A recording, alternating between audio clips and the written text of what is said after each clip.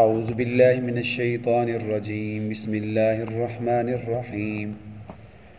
كتب عليكم إذا حضر أحدكم الموت إن ترك خيرا الوصية للوالدين والأقربين بالمعروف حقا على المتقين فمن بدله بعدما سمعه فإنما اسمه على الذين يبدلونه إن الله سميع عليم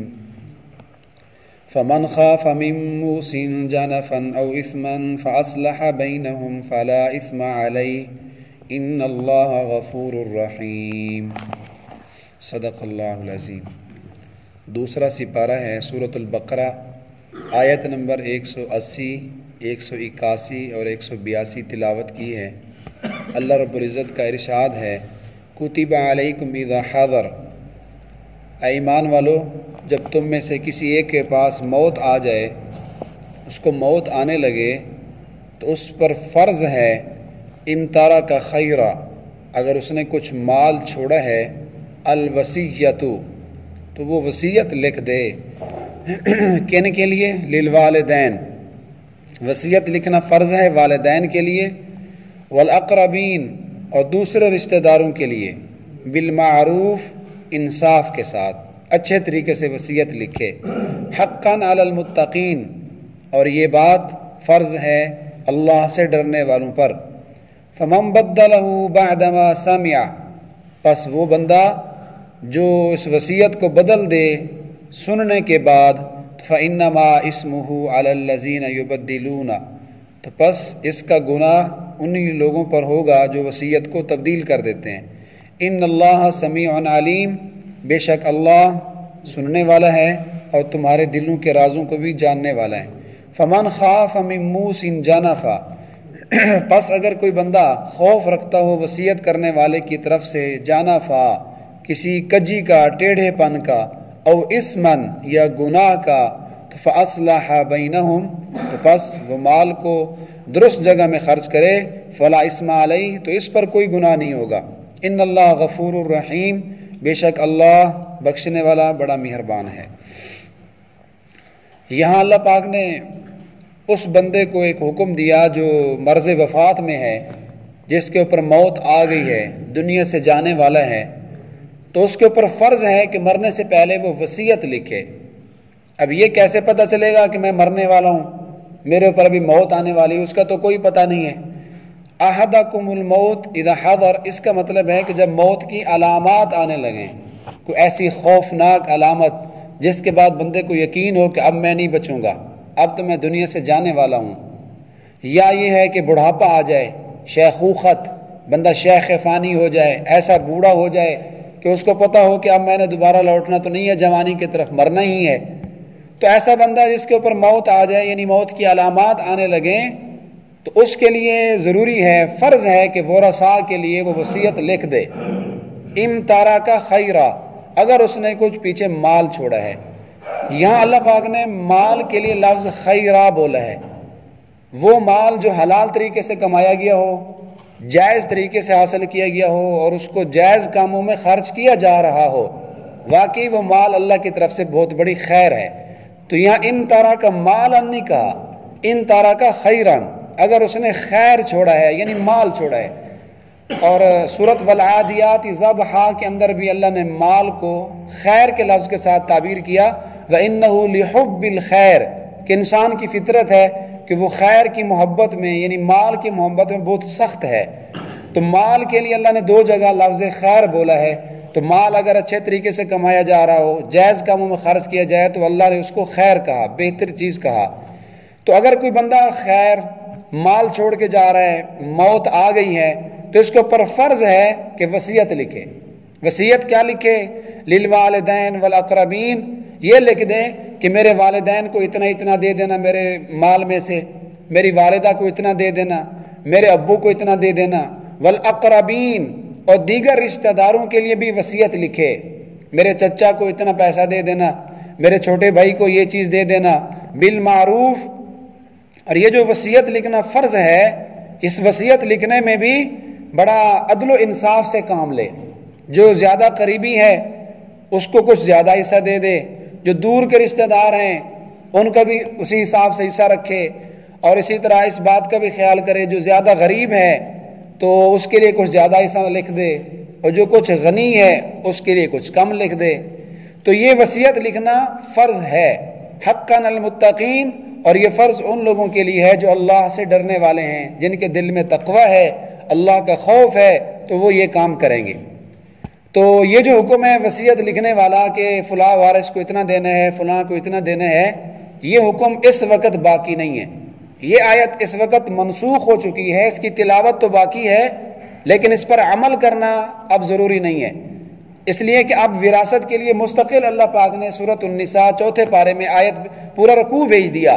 تو وراثت والی آیت کے بعد اب یہ آیت منسوخ ہے۔ پہلے یہ حکم ہوتا تھا جب وراثت کے احکام نہیں تھے، 4 سپارے میں یوصیکم اللہ فی اولادکم، اس رکوع میں اللہ پاک نے بعد میں پوری ڈیٹیل تفصیل بھیج دی کہ جب بندہ مر جاتا ہے تو کس وارث کو کتنا حصہ ملتا ہے، تو وہ جس کو ضرورت ہو وہ جا کر مفتیان کرام سے اپنا مسئلہ معلوم کر سکتے ہیں۔ تو شریعت کے اندر اب ہر بندے کا حق متعین ہے، باپ کو کیا ملتا ہے، بیوی کو کتنا حصہ ملے گا، بہنوں کو کیا ملتا ہے، اب اس کے لیے مستقل حکم آ گیا۔ اس سے پہلے وراثت کے حکم سے پہلے یہ حکم تھا جو ابھی ہم تلاوت کر رہے ہیں،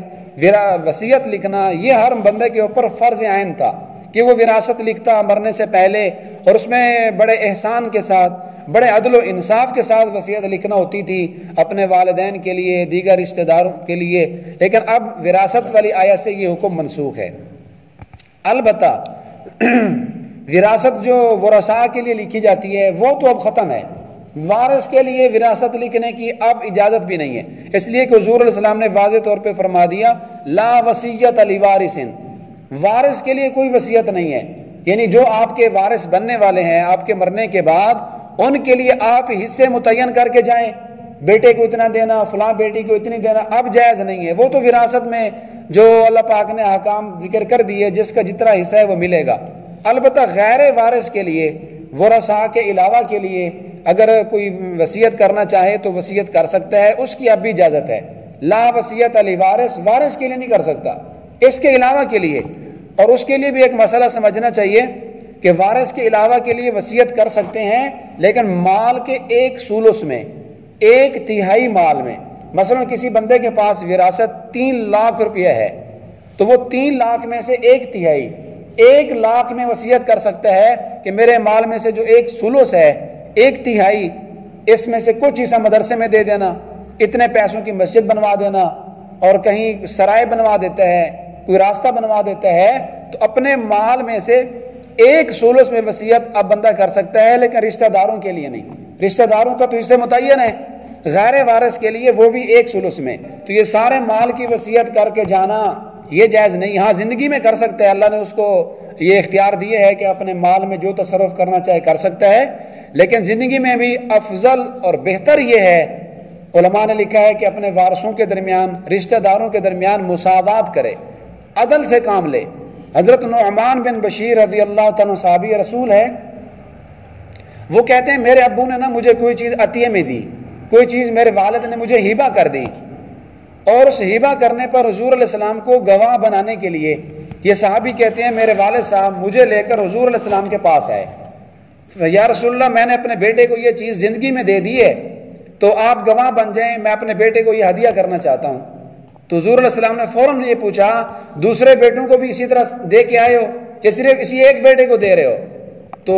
نعمان بن بشیر کے والد کہنے لگے یا رسول اللہ نہیں، جواب نفی میں دیا۔ تو حضور علیہ السلام فرمایا اتق اللہ، اور بھائی بندے اللہ سے ڈرو، اس سے واپس لو، یہ ایک بیٹے کو جو آپ نے ساری جائیداد دے دی ہے اور دوسروں کو نہیں دی، یہ تو آپ نے غلط کام کیا، اس نعمان بن بشیر سے واپس لو اور جاؤ عدل سے کام لو، جو اس بیٹے کو دے رہے ہو باقی بیٹوں کو اتنا ہی دو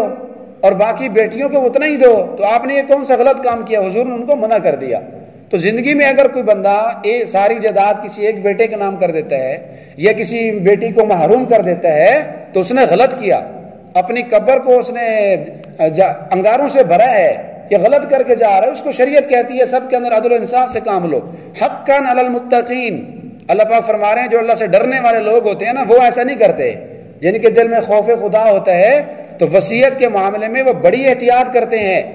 تو وصیت، ہبہ، عطیہ یہ اللہ تعالیٰ کی حدیں ہیں، اور جو ان حدوں کو توڑے گا تو پھر اللہ تعالیٰ فرماتے ہیں اس کے لیے جہنم تیار ہے۔ تو اس صحابی کو حضور علیہ السلام نے منع فرمایا تھا کہ آپ نے یہ کام غلط کیا ہے۔ تو وصیت ورثاء کے لیے تو نہیں کرنی، ورثاء کے علاوہ کے لیے وصیت کر سکتے ہیں، لیکن 1/3 مال میں کر سکتے ہیں۔ ورثاء کو کلیہ محروم کر دینا، بیٹوں کے لیے کچھ نہ چھوڑنا اور بیٹیوں کے لیے کچھ نہ چھوڑنا، سارا کسی اور کے نام الاٹ کرا کے جانا اور وارثوں کے علاوہ کسی کو دیتے جانا، یہ بھی جائز نہیں ہے۔ ایک حدیث میں نے پڑھا ہے حضور علیہ السلام نے فرمایا کہ تیرے لیے یہ بہتر ہے کہ تو اپنی اولاد کو اس حال میں چھوڑ کے جا کہ وہ دوسروں کے سامنے ہاتھ اٹھاتے نہ پھریں، یعنی آدمی اپنی اولاد کو بالکل کنگال کر کے جائے، ان کے لیے کچھ بھی نہ چھوڑے، سب کچھ خود کھا پی کے جائے، اڑا کر چلا جائے، یا یہ ہے کہ وہ سارا دوسرے لوگوں کو کھلا کر چلا جائے، اولاد کے لیے کچھ بھی نہ چھوڑے، تو یہ بھی شرعاً جائز نہیں ہے۔ حضور نے فرمایا بجائے اس کے کہ تیری اولاد تیرے مرنے کے بعد کے پاس وہ ہاتھ پھیلاتی پھرے، بھیک مانگتی پھرے، اس سے بہتر ہے کہ اولاد کے لیے کچھ کر کے جاؤ، لیکن کرو انصاف کے ساتھ، جائز طریقے سے کماؤ، اور اولاد کو جو دو تو وہ بھی مساوات کے ساتھ، عدل کے ساتھ۔ تو یہ جو وارث حکم ہے یہ تو مرنے والے کے متعلق تھا کہ مرنے سے پہلے وہ اگر مال چھوڑ کے جا رہا ہے تو وصیت لکھ کر جائے، اور یہ حکم تو اب منسوخ ہے۔ البتہ وارثوں کے علاوہ کے لیے وصیت کرنا چاہے تو وصیت کر سکتا ہے، لیکن وارثوں کے علاوہ اپنے جو دیگر معاملات ہیں انسان کے، جو لاکھوں کروڑوں کے انسان کے کاروبار ہوتے ہیں، اس کے لیے وصیت لکھنا اب بھی مستحب ہے۔ مثال کے طور پہ ایک بندے نے کسی کا قرضہ دینا ہے تو وصیت لکھ کے رکھ دے اپنے پاس، ایک ڈائری ہو، ایک رجسٹرڈ ہو، ہر وقت لکھا ہوا ہو میں نے کس سے لینا ہے اور کس کو میں نے دینا ہے۔ حضور علیہ السلام کی ایک حدیث ہے، آپ نے فرمایا کہ مسلمان کو یہ کوئی حق نہیں ہے کہ اللہ اس کو کوئی چیز دے اور کسی کے ساتھ اس کا لین دین ہو اور 2 راتیں گزر جائیں اور اس نے اس کو اپنے پاس لکھا نہ ہو، اس کی وصیت نہ لکھی ہو۔ زیادہ سے زیادہ 2 راتیں بندہ گزار سکتا ہے وصیت کے بغیر، 2 راتوں سے علاوہ کوئی معاملہ، کوئی لین دین نہ لکھنا یہ مسلمان کے لیے مناسب نہیں ہے، مسلمان کی شان نہیں ہے۔ تو اس سے معلوم ہوتا ہے کہ اپنے معاملات کو ہر وقت لکھ کے رکھنا۔ ویسے بھی سنت طریقہ ہے، یا ایھا الذین آمنوا اذا تداینتم بدین الی اجل مسمى فاکتبوا، یہ معاملات کے بارے میں اللہ نے پورا ایک رکوع بھیجا۔ کیا ایمان والو، جب تم کسی سے معاملہ کرو، کوئی لین دین کرو، کوئی سودا خرید و فروخت کر رہے ہو،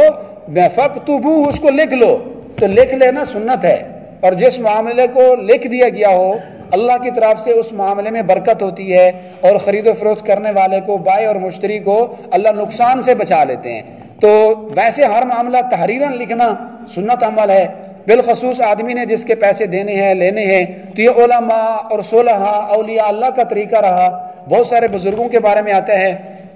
کہ جب ان کی وفات ہوئی تو لوگوں نے دیکھا تو ان کی وصیت تکیے کے نیچے پڑی تھی۔ حضرت مولانا سرفراز احمد خان صفدر صاحب کے بارے میں آتا ہے، ہم ان کے جنازے میں گئے تھے، تو جب ان کی وفات ہوئی تو انہوں نے لکھا ہوا تھا پرچی پہ کہ میں نے فلاں بندے کے 10 روپے دینے ہیں، فلاں کی یہ چیز دینی ہے۔ قیامت والے دن تو معاملہ بڑا سخت ہوگا، حساس ہوگا، 1-1 روپے کا حساب ہوگا۔ اب ایک بندہ مر گیا، کسی سے 10 روپے لیے، اب ورثاء کو تو نہیں پتا اس نے اس سے لیے تھے، تو اس کو چاہیے ایک لکھ کر چلا جائے، وہاں تو 1-1 سوئی پر بھی گرفت ہوگی، گندم کے 1-1 دانے پر بھی پکڑ ہوگی، اللہ وہاں آخرت کے دن پوچھیں گے۔ مجھے یاد آ رہا ہے ہمارے علاقے میں ایک بزرگ فوت ہوئے، بڑے نمازی آدمی تھے، بعد میں اس کی بیٹی کو خواب آیا، اس کو ملے تو خواب میں اپنی بیٹی کو بتایا کہ فلاں ہمارا قریبی ایک رشتہ دار ہے، اس سے میں نے اینٹوں کی ایک ریڑھی منگوائی تھی، اس کے میں نے پیسے نہیں دیے، جلدی جلدی اس کو پیسے دیو، مجھے قبر میں عذاب ہو رہا ہے۔ تو اس کے ورثاء میں سے کسی کو بھی پتہ نہیں تھا، اتفاقاً اس بیٹی کو خواب آ گیا، تو اس حاجی صاحب نے ان کو بتایا کہ میں نے اینٹوں کی ایک ریڑھی لی تھی، اور بعد میں جا کر اس سے پوچھا تو اس نے کہا واقعی اس نے پیسے دینے تھے، لیکن میں نے دل میں خیال کر لیا تھا اب تو مر گیا ہے، اب میں جا کر ورثاء کو کہتا رہوں کہ ایک ریڑھی کی اس نے پیسے دینے، مجھے شرم آ رہی تھی۔ تو بعض لوگ شرم کی وجہ سے مانگتے نہیں ہیں، لیکن ان کے دل میں جذبہ یہ ہوتا ہے کسی طرح مجھے دے دیں۔ خدا نہ خواستہ اگر اس کیفیت میں وفات ہو گئی، اس بندے نے دل سے معاف نہ کیے، تو قیامت کا معاملہ تو بڑا سخت ہے۔ اس لیے بہتر ہے کہ جو کچھ کوئی کسی کے ساتھ لین دین ہے ریٹن تحریراً آپ کے پاس موجود ہو، اور ایک معاملات کی ایک ڈائری ہونی چاہیے۔ عبداللہ ابن عمر کے بارے میں آتا ہے رضی اللہ تعالیٰ عنہما، فرماتے ہیں کہ وہ ایک دن بھی نہیں گزرتا تھا کسی چیز کا مگر اپنے پاس وصیت لکھ کے رکھتے تھے۔ وصیت لکھنے کا ایک فائدہ یہ ہے کہ جو بندہ وصیت لکھتا ہے تو یوں سمجھیں کہ اس کو موت یاد ہے، یہ موت کا استحضار کر رہا ہے۔ اور امی عائشہ فرماتی ہیں رضی اللہ تعالی عنہ، جس بندے نے روزانہ 20 مرتبہ موت کو یاد کیا اپنے قول و فعل سے، گفتگو سے، کسی کام سے، کہ نہیں یار میں نے مرنا ہے، میں نے اللہ کو جواب دینا ہے، دن میں 20 مرتبہ موت کو یاد کیا تو وہ شہداء کی صف میں کھڑا کیا جائے گا۔ تو یہ وصیت لکھنے والا بندہ بھی موت کو یاد کر رہا ہے، صاف ظاہر ڈر رہا ہے، تو ڈرنے کی وجہ سے حقاً المتقین، یہ ڈرتا ہے اس لیے وصیت لکھ رہا ہے۔ تو وصیت لکھنا یہ موت کا استحضار ہے۔ تو یہ پہلی آیت جو آیت نمبر 180 ہے، یہ تو مورث کے بارے میں ہے، وصیت کرنے والے کے بارے میں ہے کہ جو مر رہا ہے اس نے یہ کام کرنا ہے کہ وصیت لکھنی ہے۔ آگے اللہ پاک نے 2 آیات میں جو ورثاء ہیں ان کو بھی کچھ ہدایات دی ہیں۔ فَمَن بَدَّلَهُ بَعْدَ مَا سَمِعَ، کہ اگر کسی بندے نے وصیت سننے کے بعد کسی وارث نے وصیت کو تبدیل کر دیا، انما اسمہ، تو اس کا گناہ اسی کو ہوگا جو وصیت تبدیل کر رہا ہے۔ ابے نے وصیت کی تھی کہ میرے مرنے کے بعد میرے مال میں سے 1/3 مال کا مدرسہ بنوا دینا، 1/3 مال سے مسجد بنوا دینا، کہیں کوئی راستہ بنوا دینا، لیکن انہوں نے وصیت سن لی، ابے نے ان کو کہہ دیا، مرنے کے بعد اس کو تبدیل کر دیتے ہیں۔ ابے نے کہا تھا مسجد بنوانا، یہ کہتے نہیں ہے فلاں جگہ پہ راستہ خراب ہے تو وہ راستہ بنوا دیتے ہیں۔ ابے نے کہا تھا کہ مدرسے میں دے دینا، اور یہ کہتے ہیں فلاں جگہ پہ نلکا لگوا دیتے ہیں۔ ابے نے کچھ وصیت کی، انہوں نے سنا کچھ، عمل کچھ کر رہے ہیں۔ تو یہ وصیت تبدیل کرنے والے جو ورثاء ہیں، جو وصیت کو تبدیل کرتے ہیں، اللہ پاک نے فرمایا ان کا گناہ ان کو ہوگا۔ جو وصیت کر کے جا رہا ہے، اس نے مرتے وقت وصیت کی کہ میرے اتنے مال سے میرے روزوں کا فدیہ دے دینا، اس نے وصیت کی میری اتنی نمازیں رہ گئی تھیں ان نمازوں کا فدیہ دے دینا، لیکن یہ اس ابے کی وصیت پر عمل نہیں کرتے، اس نے وصیت کر دی، اس کو ثواب مل گیا۔ ان ورثاء نے تبدیل کر دی، انہوں نے اس ابے کی وصیت پہ عمل نہیں کیا، تو ان کا گناہ ان کو ہوگا۔ ان اللہ سمیع علیم، اللہ پاک فرماتے ہیں ان وارثوں سے کہ دیکھو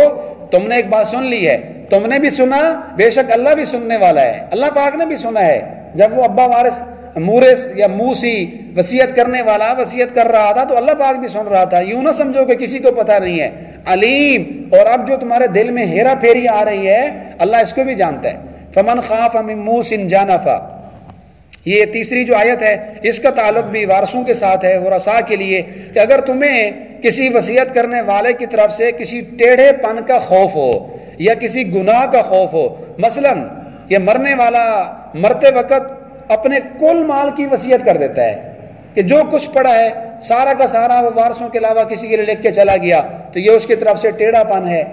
اور اسی طرح اگر وہ کسی گناہ کی وصیت کر کے جاتا ہے، یہ کہتا ہے کہ جب میں مروں تو میرے ان پیسوں سے سینما بنوا دینا، میرے ان پیسوں کو اس اتنی فلم بنوانی ہے اس فلم پہ لگا دینا، یا اور کسی غلط کام کی، جیسا کہ ایک بندے کے بارے میں ایک دفعہ اخبار میں بھی آیا تھا، ہم نے بھی پڑھا تھا، اس نے یہ وصیت کی تھی کہ جب میں مروں تو میرے جنازے کے ساتھ بینڈ باجے، ڈھول والوں کو بلوانا، کنجریاں بلوا کے نچوانا۔ اللہ معاف فرمائے، ہمارے تو یہ وام و گمان میں بھی بات نہیں آتی۔ مولانا سرفراز خان صفدر صاحب نے اپنی کتاب میں واقعہ لکھا ہے، اوکاڑے کا ایک آدمی تھا، کتنی مرتے وقت بری اس نے وصیت کی، کنجریاں بلوانا، ڈھول بلوا کے میرے جنازے کے ساتھ ان کو ناچ گانا کروانا۔ تو یہ اسمن ہے، یہ تو گناہ ہے۔ اگر کوئی مرنے والا کسی گناہ کی وصیت کر کے گیا ہے، پھر وہ ورثاء وہ کام نہیں کرتے جو وہ گناہ کا حکم کر کے گیا ہے، فاصلح بینہم، بلکہ ورثاء اس کو جائز کاموں میں خرچ کرتے ہیں، فلا اسمال ہے، اس پر کوئی گناہ نہیں ہے۔ اگر اب کوئی مرنے والا جاہل ہے، دین کے مسئلے کا پتہ نہیں ہے، غلط کام کی وصیت کر کے جا رہا ہے، وہ کہتا ہے سینما بنوانا، یہ مسجد بنوا دیتے ہیں، تو اس طرح تبدیل کرنے پر کوئی گناہ نہیں ہے۔ ان اللہ غفور الرحیم، اللہ پاک بھی بڑا بخشنے والا بہت مہربان ہے۔ اللہ تعالی ہمیں ان احکامات پر عمل کی توفیق عطا فرمائے۔ الحمدللہ رب العالمین والعاقبۃ للمتقین والصلاۃ والسلام علی سید الانبیاء والمرسلین، اللہم انت السلام ومنک السلام، تبارکت یا ذی الجلال والاکرام۔ یا اللہ